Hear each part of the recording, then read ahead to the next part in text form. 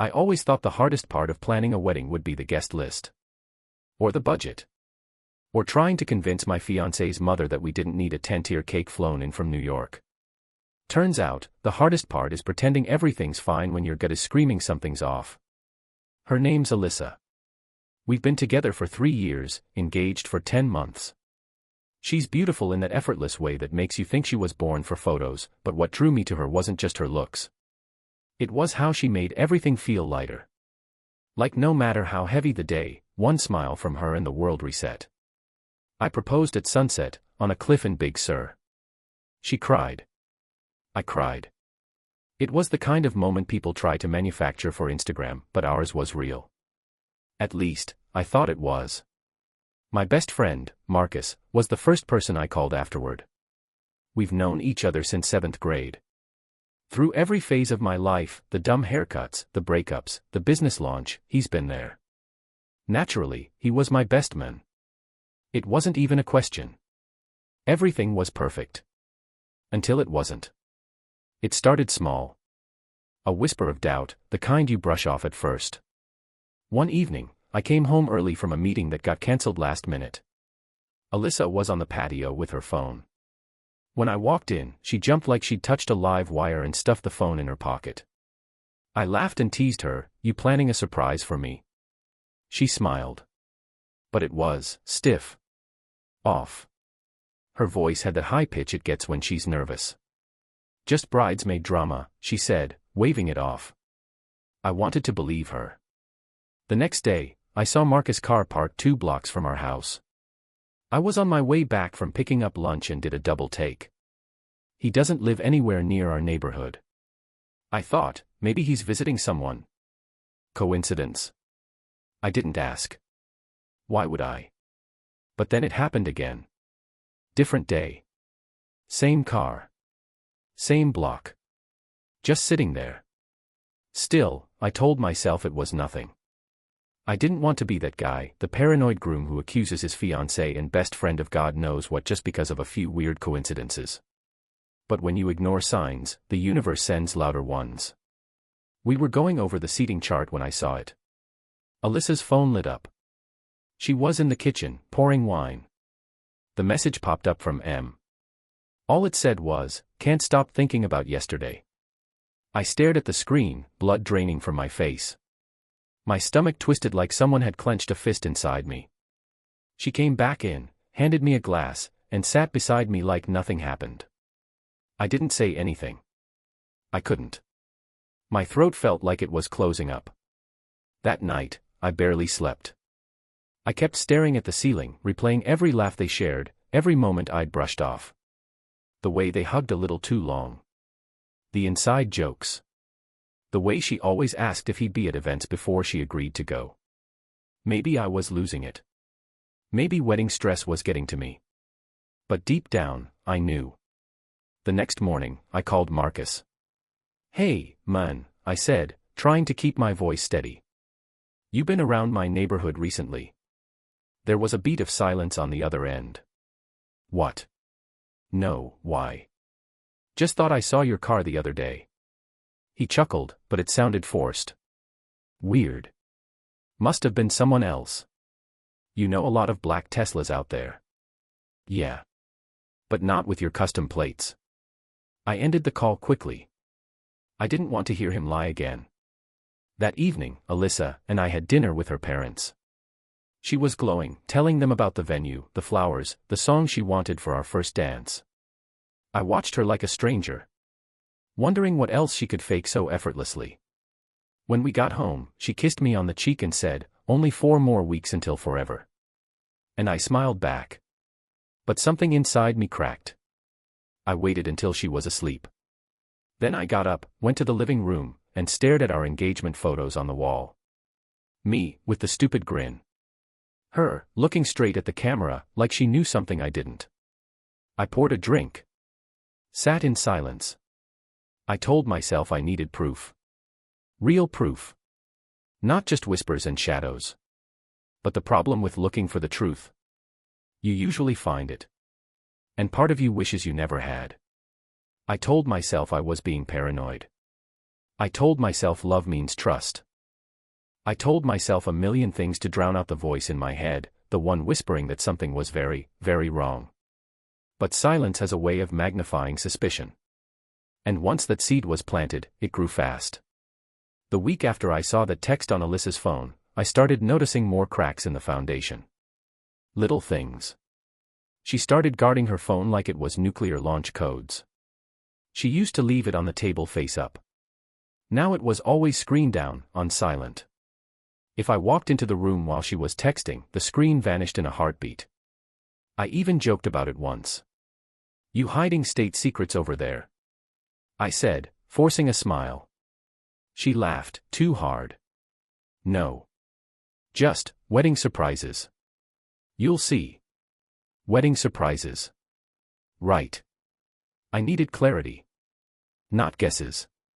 Not gut feelings. So I did the one thing I never thought I'd do.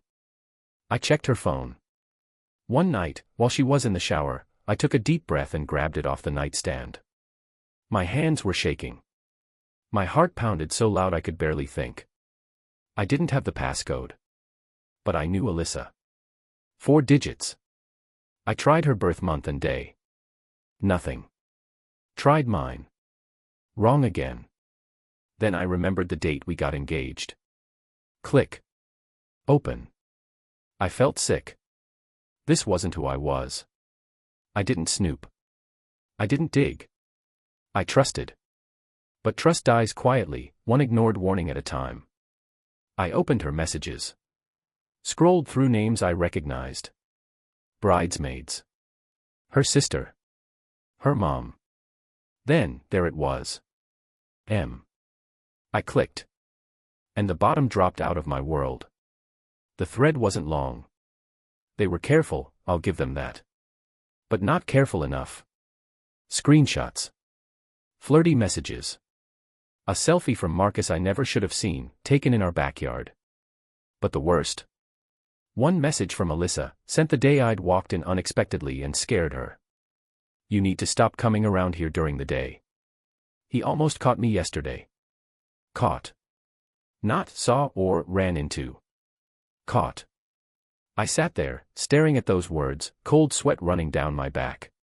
My ears were ringing. My throat was dry. The water stopped in the bathroom. I locked the screen and put the phone back exactly where I found it. Slid into bed. Pulled the covers up. Closed my eyes.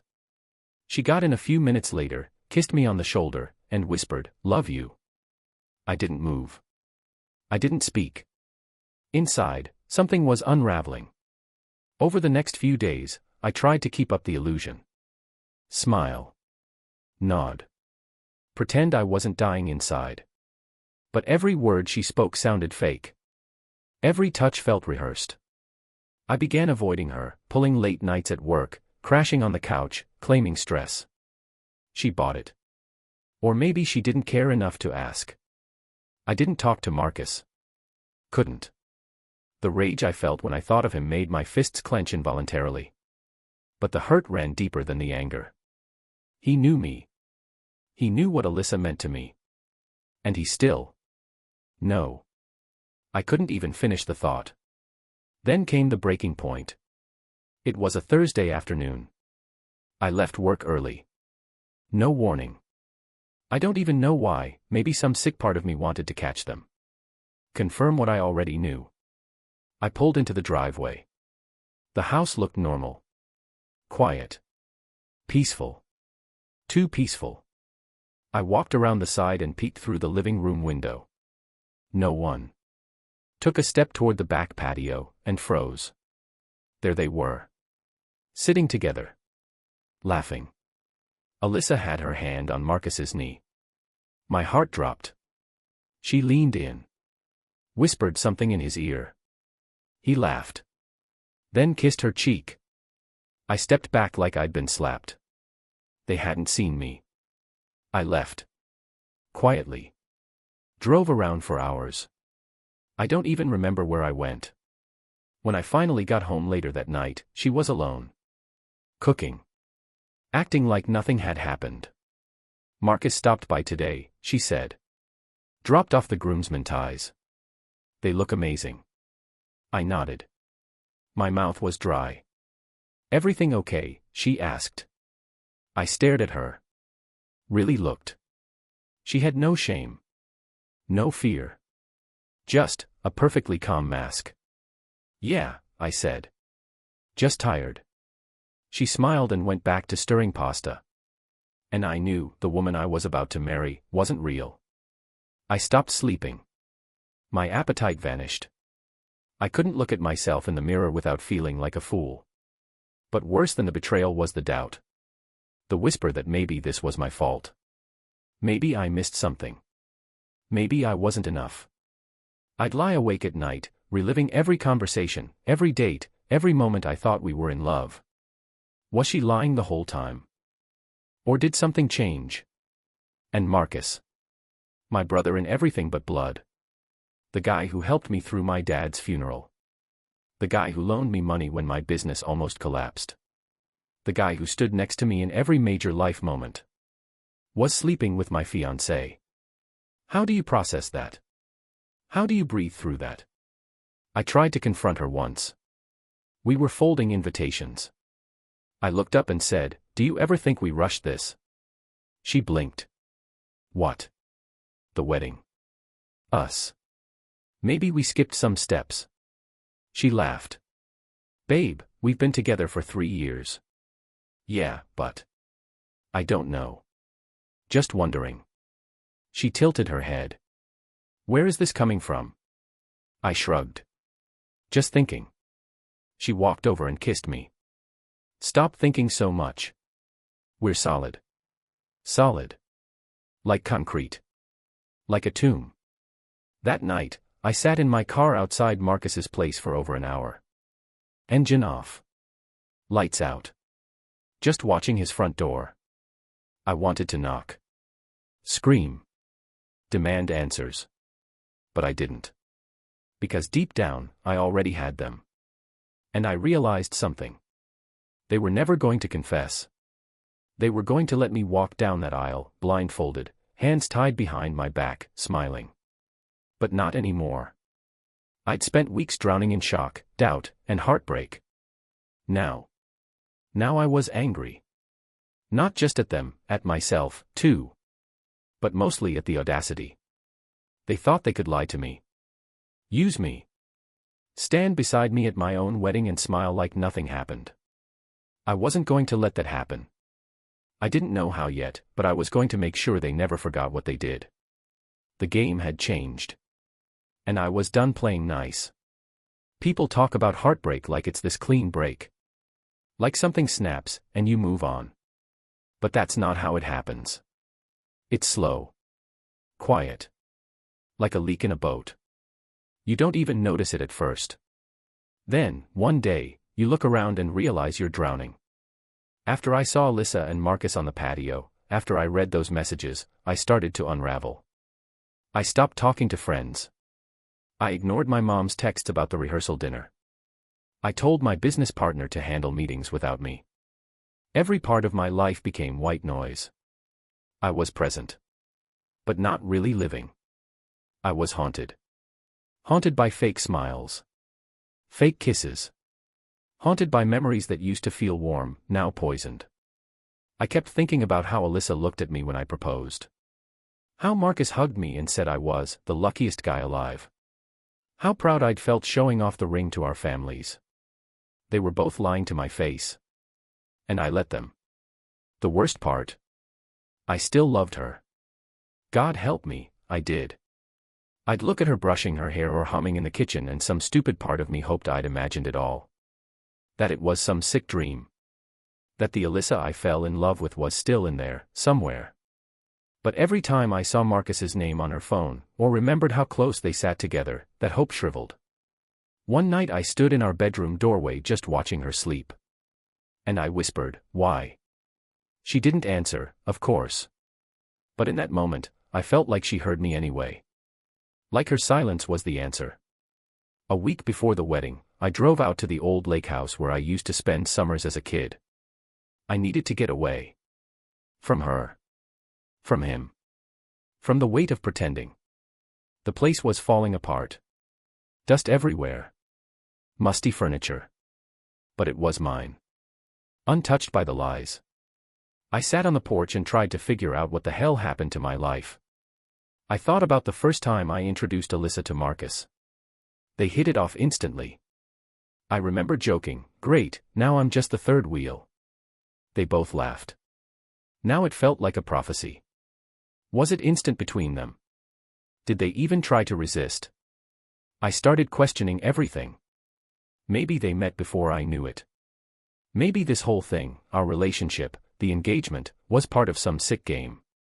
Maybe I was just the cover story. Or maybe it was worse than that. Maybe they did love me, in their own twisted way. Maybe they just thought I'd never find out. That I'd be the fool smiling at the altar while my best friend and my bride shared secrets behind my back. I couldn't let that happen. So I stopped crying. Stopped questioning. I started planning. People underestimate silence. They think rage is loud, slamming doors, breaking things, shouting matches. But real rage? It's quiet. It's surgical. I made a list of everyone attending the wedding. Family. Friends. Colleagues. I imagined each of their faces watching me say, "I do," to someone who had been sleeping with my best friend. I imagined the fake toasts, the fake smiles, the fake dancing. No. I wouldn't be part of the lie. I wouldn't let them rewrite the ending to my story. So I made a decision. I was going to let the wedding happen. Every step of it. But on my terms. I'd play along.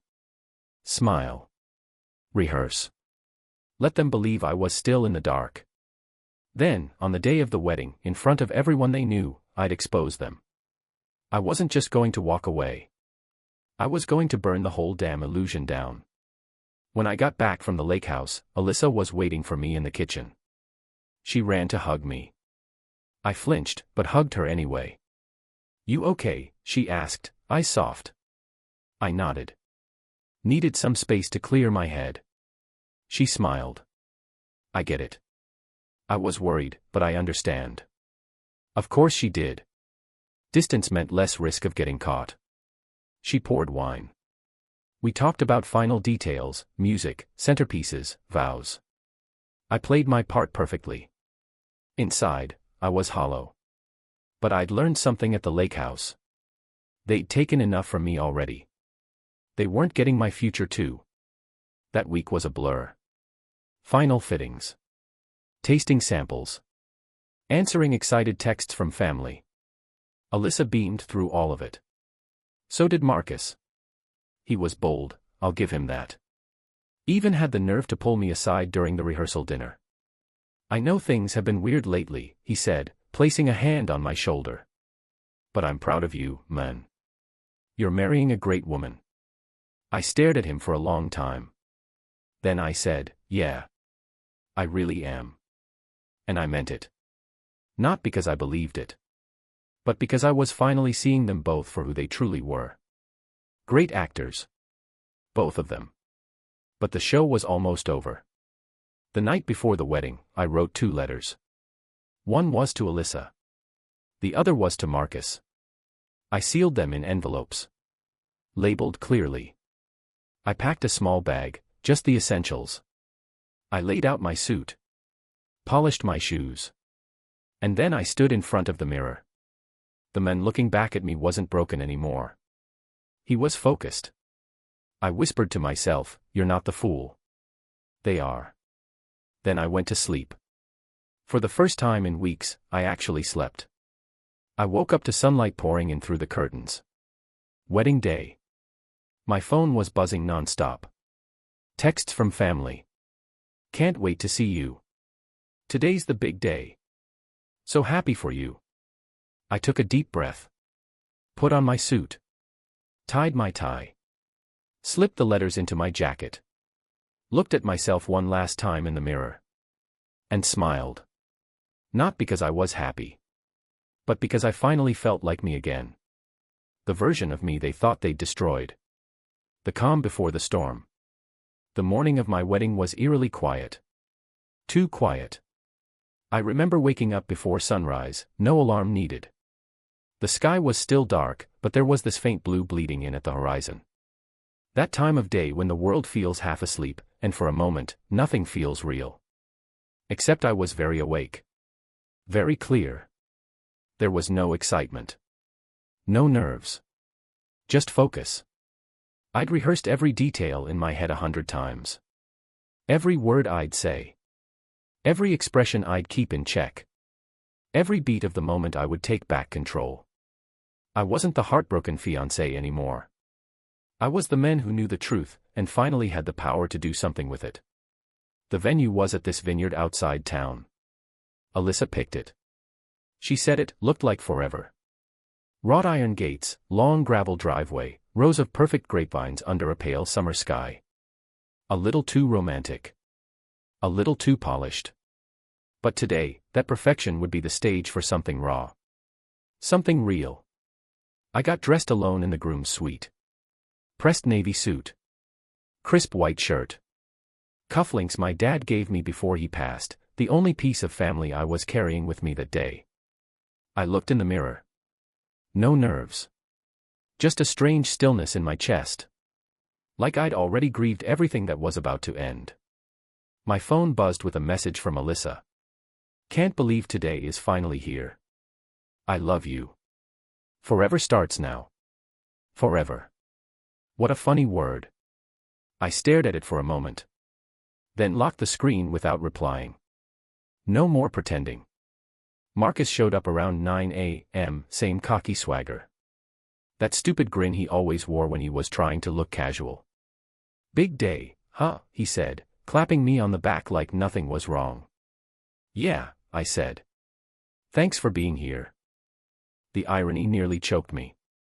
He started straightening his tie in the mirror. Man, you sure you want to go through with this? Still time to run, he joked. Why would I run? I asked calmly. Everything's exactly how it should be. He laughed. Just checking. Cold feet's a real thing, my guy. I almost admired his ability to lie so smoothly. Most people would have cracked by now. But not Marcus. No, he was all charm and deflection. That was his gift. He had no idea what was coming. And that was the most satisfying part. The guests started arriving just after noon. Family, old friends, co-workers, people from Alyssa's side I barely knew. They mingled, drank champagne, smiled for photos. It was the perfect backdrop. A perfect illusion. I kept playing my role, shaking hands, giving hugs, cracking jokes with people I hadn't seen in years. But under all of it, I was watching. Every glance Alyssa threw at Marcus. Every quick moment they stole when they thought no one was looking. I was looking. And I was documenting everything in my mind. At around 2:30 p.m., I slipped away to the bridal suite. It was against tradition, but tradition didn't mean much to me anymore. She was there, in her robe, surrounded by bridesmaids and stylists. When she saw me, she lit up. Hey, she said, surprised. You're not supposed to see me yet. I needed a moment, I said softly. The room quieted. She came over, a touch of concern on her face. What's wrong? Nothing, I said. I just wanted to look at you. Before everything changes. Her smile melted. That's sweet. She kissed me, a soft, practiced kiss. It didn't shake me. It didn't move me. It confirmed everything. She turned to fix her hair in the mirror. I glanced at the girls around us. They were laughing again, sipping champagne, giddy with the moment. But I couldn't hear any of it. I was already gone in my mind. Already at the finish line. An hour before the ceremony, I handed the 2 letters, the ones I wrote the night before, to my younger cousin Evan. Open these, I said, only when I give you the signal. He gave me a weird look. Sure. What's the signal? You'll know, I said, placing a hand on his shoulder. Just trust me. He looked nervous. But he nodded. Good kid. Loyal. He'd deliver the blow exactly when I needed him to. The sun was high, golden light slanting across the ceremony space. Rows of white chairs, soft music playing, a string quartet Alyssa insisted on. I stood at the altar, best man to my right. Marcus. I could feel his presence, casual, confident, like this was just another party. The guests stood as Alyssa appeared. She looked stunning. I'd be lying if I said otherwise. The kind of beauty that made people gasp. But to me, she looked like a ghost. Not because of the dress, but because I already knew she was gone. This wasn't my bride. This was a stranger in a white dress, built on 3 years of half-truths. She reached the altar and took my hand. We smiled for the crowd. For the cameras. And then the officiant began. He started with the usual. Love. Honor. Cherish. I let him speak. Let the music of ceremony carry through the vineyard air. Until he said the words. If anyone has reason why these two should not be joined. That's when I spoke. I do. Gasps. Movement. Eyes on me. Even Alyssa blinked, stunned. Marcus went stiff. I turned to the crowd. I wasn't going to say anything. I really wasn't. But love deserves honesty, doesn't it? I looked directly at Alyssa. For the last few months, I've had the feeling something wasn't right. And I ignored it. Because I trusted you.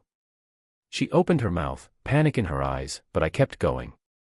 I trusted both of you, I said, turning to Marcus. You, my best man. My brother. My friend.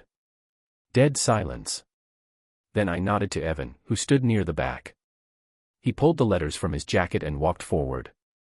One for Alyssa. One for Marcus. They each opened them. I watched as the color drained from their faces. Inside were printed screenshots. The text messages. The proof.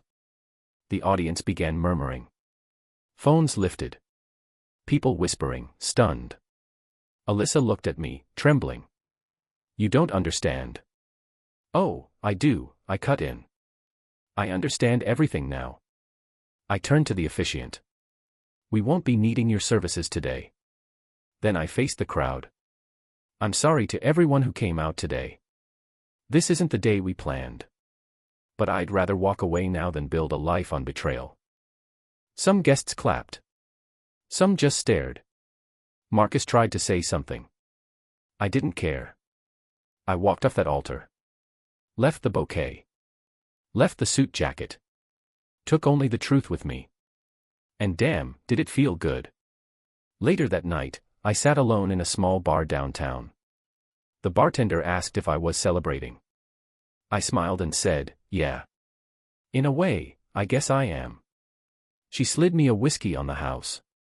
To new beginnings, she said. I raised the glass. To truth. The wedding was supposed to be the beginning of my forever. Instead, it became the end of everything I thought I knew. And the start of something better. After I walked off the altar, everything blurred for a while. I don't even remember the drive home, just this strange, quiet hum inside me, like my body was finally coming down from months of holding its breath. But when I got back to the house, our house, it hit me all over again. The photos. The plans. The half-packed honeymoon suitcase still lying open by the door. All those details of a life I almost walked blindly into. A life that was never real. I didn't cry. I didn't scream. I just stood there. Let the silence speak louder than my anger ever could. I started packing. Not with fury, not with panic, just methodically. Like closing a chapter. I took what was mine, left what was hers. I didn't even touch the photos on the wall. Let her look at them when she got home and remember what she destroyed. That night, I slept at a hotel. The phone buzzed for hours. Alyssa. Marcus. Her mom. Her sister. A few mutual friends trying to understand what happened. I turned it all off. I didn't owe anyone anything. I gave them all the answers they needed on that altar. The next morning, I checked out and went for a long walk downtown. I ended up at the same bar where I'd gone after the wedding, the one with the kind bartender and the soft music that didn't ask questions. She was working again. Didn't think I'd see you back so soon, she said with a curious smile. Life's funny like that, I replied. She poured me another whiskey. No charge. I didn't drink much, just sat and stared out the window. Watching the world go on. People rushing by, laughing, living, unaware that someone's entire life had collapsed and rebuilt itself in 24 hours. That's the thing about heartbreak. It doesn't pause the world. It just teaches you to move differently in it.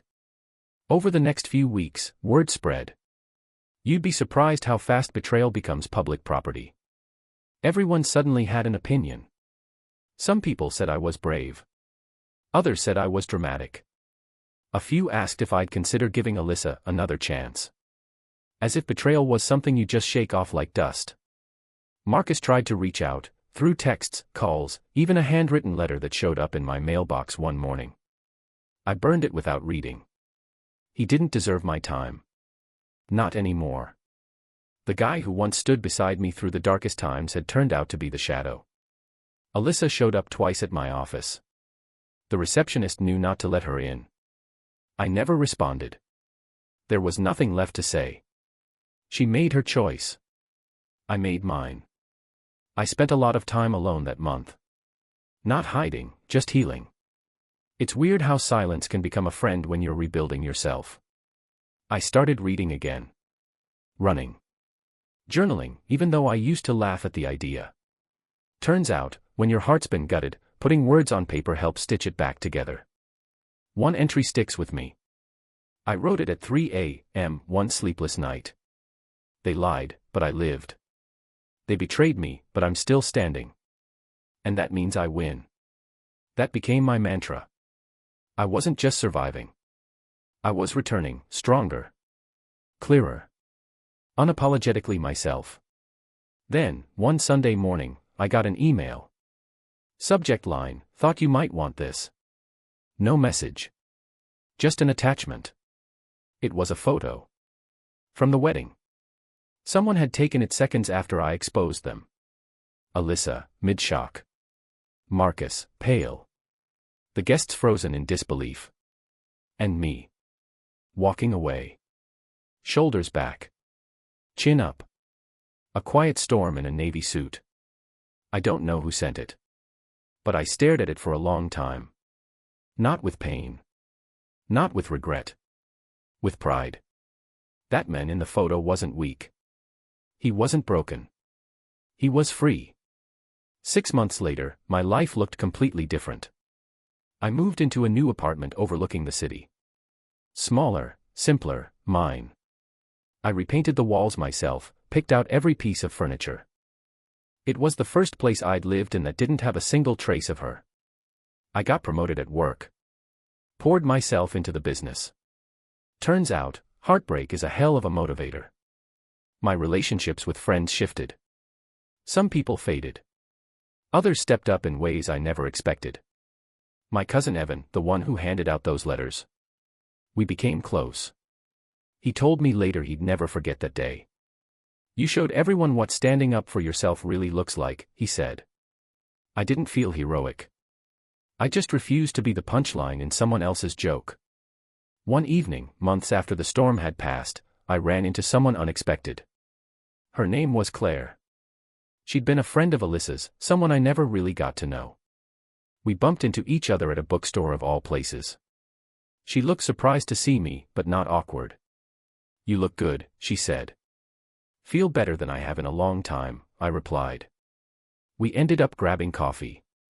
Talking. Laughing, even. She told me she always suspected something was off between Alyssa and Marcus, but never felt it was her place to interfere. Sometimes people don't want to see the truth until they're forced to, she said gently. I nodded. That was me. For too long.